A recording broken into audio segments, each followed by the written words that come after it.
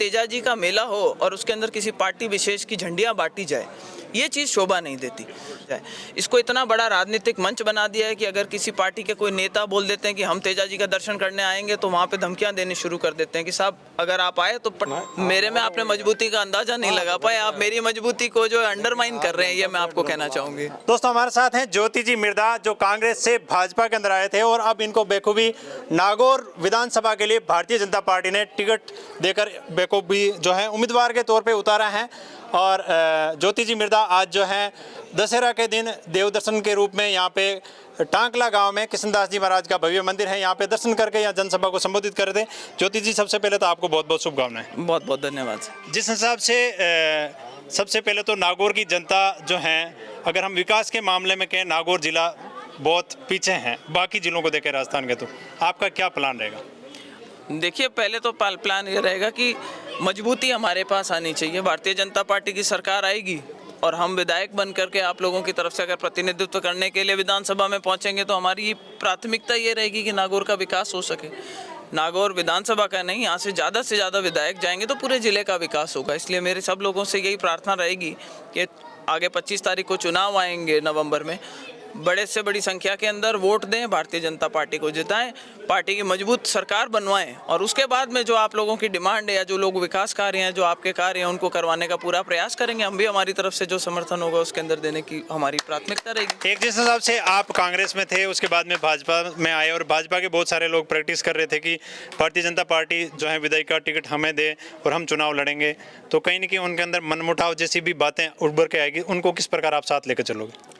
देखिए, मैं इस पार्टी की इस बारे में बहुत बड़ी कदर करना चाहती हूँ कि आज मैं पहली बार टिकट लेने के बाद मैं नागौर आ रही हूँ। अभी नागौर तो मैं गई भी नहीं हूँ, लेकिन उससे पहले ही सारे वो लोग जो इस स्पर्धा में लगे हुए थे, सबका अधिकार है, जो भी आदमी पार्टी के लिए काम करता है उसका अधिकार है टिकट मांगना।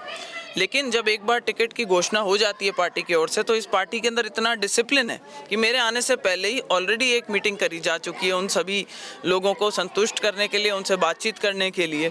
और आज जो हम चल रहे हैं, सारे अमूमन जितने कैंडिडेट्स थे जो टिकट मांग रहे थे, वो आज हमारे साथ में चल रहे हैं। तो पहले तो ये काबिल तारीफ है इस पार्टी की बात। रही बात मेरी तरफ से, तो मैं क्योंकि इस पार्टी में नई आई हूँ, मेरी ओर से हर एक प्रयास उस दिशा में होगा कि जो लोग यहाँ पे पहले से स्थापित हैं इस पार्टी के अंदर, मैं उन लोगों को आगे रख करके उनके इंटरेस्ट को ध्यान में रखते हुए आगे अपना हर कदम बढ़ाऊँ यहाँ पे, चाहे चुनाव लड़ने का कार्यक्रम हो या चुनाव जीतने के बाद का उन लोगों के मान सम्मान देने का कार्यक्रम हो। दूसरा, जिस हिसाब से आपके ऊपर भी आरोप लगते हैं कि भाई ज्योति जी तो चुनाव जीत के उसके बाद में हमें दिखेंगे नहीं, दिल्ली चले जाएंगे, हरियाणा चले जाएंगे और हम यहाँ के स्थानीय हैं, तो आप किस प्रकार इस जनता को विश्वास करोगे कि मैं आपके बीच ही रहने वाली हूँ? अच्छा, पहली चीज़, 2009 में आपने मुझे सांसद बनने का मौका दिया था और 2009 के अंदर जब मैं सांसद बनी थी, तो पूरे नागौर जिले में कोई ये नहीं बता सकता कि जितना मेरा दौरा हर एक पंचायत में हुआ था और बजट मैंने जाकर के सब लोगों को बजट पंचायत के गट्टे पे बैठ करके दिया था। तो एक जिम्मेदारी मिलती है, तब एक आदमी काम करने की लाग होती है। आप लोगों के बीच में आकर के जिताओगे, हम उसी रूप से जैसे पहले आपने मेरी कार्यशैली देखी थी वो रहेगी। पीछे कुछ समय से मायूसी थी इस बात पे। मायूसी क्यों थी? मायूसी इसलिए थी क्योंकि कांग्रेस की सरकार थी। हम लोगों ने ईमानदारी से हर एक जगह चुनाव में, चाहे जो बाई इलेक्शन हुआ था उसके अंदर भी पूरी कोशिश करी थी कि हमारी पार्टी के जो कैंडिडेट हैं उनके साथ में हम लगे, उनको जिताने का प्रयास करें। हम जीत के बहुत नज़दीक तक भी पहुंचे थे और आपने देखा होगा कि हमारी पार्टी के एक नेता ने ये बोला था कि जो उपचुनाव था उसमें ज्योति मिर्धा का कार्य करना, ईमानदारी से कैंडिडेट के साथ लगना उसको भारी पड़ गया। आप जानते हैं कि पीछे राजनीतिक समीकरण क्या बने। राजनीतिक समीकरण ये बने कि कोरोना के दौरान सचिन पायलट जी ने बगावत छेड़ दी, कांग्रेस के अंदर सरकार जो थी वो खतरे में आ गई।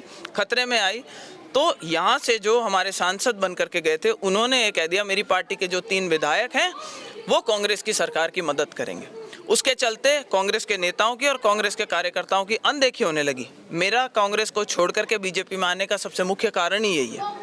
तो अब आप समझ सकते हैं, भारतीय जनता पार्टी ने इतना मान सम्मान दिया, मुझे पार्टी में जगह दी, आज मुझे प्रतिनिधि बनाया है यहाँ नागौर से, तो मेरा भी दायित्व बनता है उस दायित्व को और मैं आज यहाँ सब लोगों के बीच में कहना चाहती हूँ कि अभी मैं नागौर में घुसी भी नहीं हूँ, लेकिन मैंने नागौर में ऑलरेडी घर खरीद लिया है। जातीय फैक्टर है वो सबसे ज़्यादा चलता है, और अगर हम कहें तो आरएलपी पार्टी, भाजपा और कांग्रेस त्रिकोणीय समीकरण बनता है नागौर और खिंवसर विधानसभा दोनों क्षेत्रों पे, उसको आप किस प्रकार भेदोगे? देखिए, त्रिकोणीय संघर्ष वाली बात अब तो यहाँ पे बनती नहीं है, क्योंकि आप देखेंगे अभी कल ही की बात है, हमारे दोनों जगदीश जी और रेवत जी यहाँ पर हैं। अभी कल ही इन्होंने आरएलपी का दामन छोड़ करके और भारतीय जनता पार्टी का दामन थामा है। तो आप देख सकते हैं कि जो आज की तारीख में खिंवसर में माहौल है वो भी भारतीय जनता पार्टी के पक्ष में जा रहा है। कैंडिडेट अभी यहाँ से किसी भी पार्टी ने डिसाइड नहीं किया है, पर मुझे पूरी उम्मीद है कि जब चुनावी बिसात बिछेगी तो भारतीय जनता पार्टी यहाँ से, उनका जो कैंडिडेट है वो यहाँ से भारी मतों से जीत करके निकलेगा। एक मेरा आखिरी सवाल है, खरनाल जाट समाज का सबसे बड़ा तीर्थ स्थल है।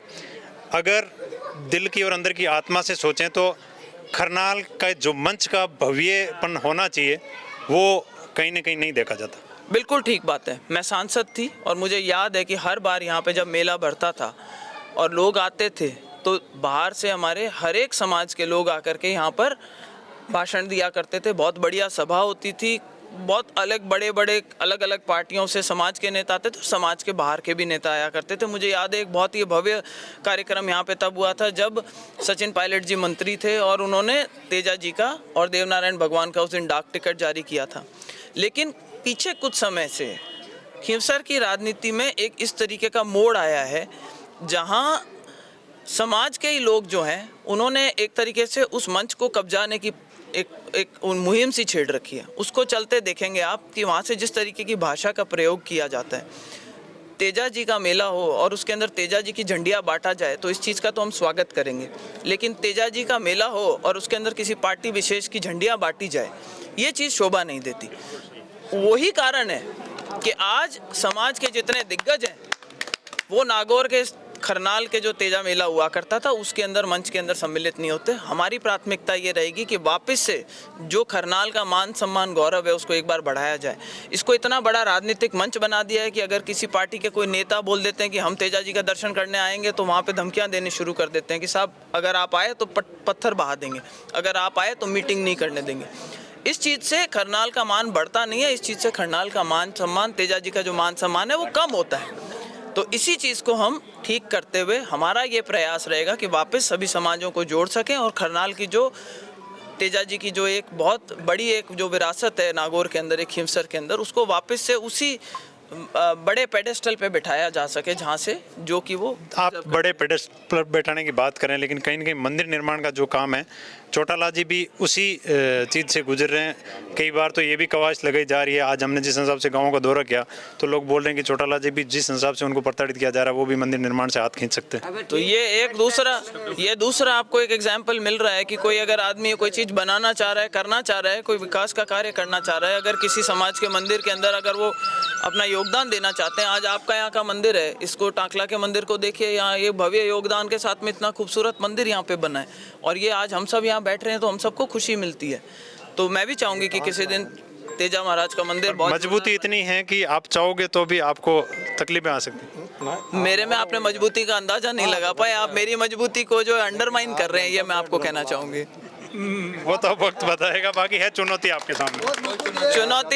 चुनौतियां लेने में कौन घबराता है यहाँ पे, और ये कोई पॉलिटिकल मुद्दा नहीं है, एक आस्था का एक मुद्दा है और इसके अंदर पूरी तरह से हम जो है वो मुझे लगता है कि कामयाब होंगे और एक भव्य मंदिर का निर्माण वहाँ पे होगा जहाँ सभी समाज के लोग आया करेंगे और दर्शन करेंगे और उस जगह की भव्यता को मेंटेन करेंगे। वो बहुत बहुत धन्यवाद। ये थे ज्योति जी मिर्धा, नाथुराम जी मिर्धा के पोती हैं और नागौर से जो हैं विधायक टिकट इनको भारतीय जनता पार्टी ने दिया है और अब ये चुनाव मैदान में उतरने से पहले देव दर्शन के रूप में आए हैं और सभी लोगों से आशीर्वाद ले रहे हैं। मैं आपको भोजपुरी फिर हाजिर हूँ, तब तक के लिए जय हिंद, जय भारत।